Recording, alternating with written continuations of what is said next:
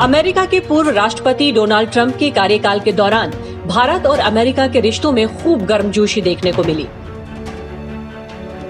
चाहे चीन के साथ सीमा पर तनातनी हो या फिर पाकिस्तान के साथ गर्मा गर्मी, हर मुद्दे पर अमेरिका भारत के साथ डटकर खड़ा रहा। हालांकि अमेरिका में बाइडेन सरकार आने के बाद से ही दोनों देशों के रिश्तों को लेकर तमाम तरह के कयास लगाए जाने लगे, लेकिन बाइडेन सरकार जिस तरह के संकेत दे रही है उससे साफ है कि आने वाले दिनों में भी दोनों देशों के संबंध और मजबूत होने वाले हैं। जी हां, बाइडेन सरकार भी भारत के साथ रिश्ते को पूरी अहमियत दे रही है।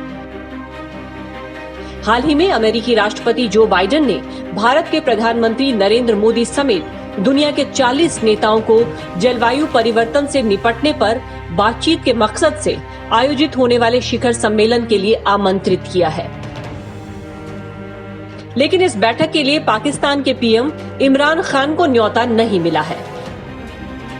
इससे पहले अलास्का में 19 मार्च को अमेरिका चीन की पहली बैठक के दौरान भी अमेरिका ने भारत की अहमियत का जिक्र किया।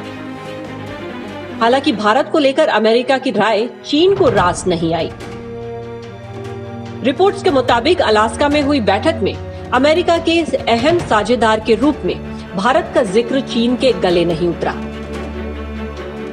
इस बैठक में चीन के शीर्ष राजदूत यांग जेची और चीन के विदेशी मंत्री वांग यी मौजूद थे। इस बैठक में अमेरिकी और चीनी प्रतिनिधि सार्वजनिक रूप से भिड़ गए थे और एक दूसरे को लेकर तीखी टिप्पणियां की थी।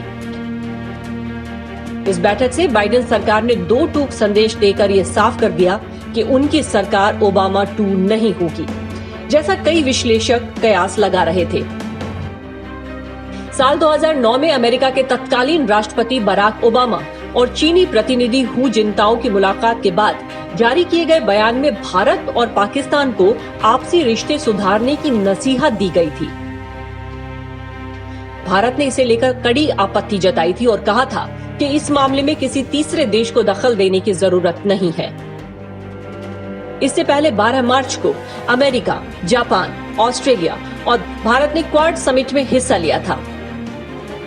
क्वाड को चीन विरोधी समूह के तौर पर देखा जाता है क्योंकि क्वाड में शामिल सभी देशों के साथ चीन के रिश्ते अच्छे नहीं हैं।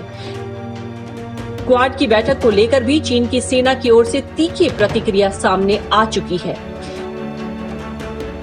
चीनी सेना की तरफ से जारी किए गए बयान में कहा गया, अमेरिका के नेतृत्व में हो रही ये बैठक शीत युद्ध की मानसिकता का प्रतीक है और छोटे छोटे समूहों के बीच लड़ाई को बढ़ावा देता है।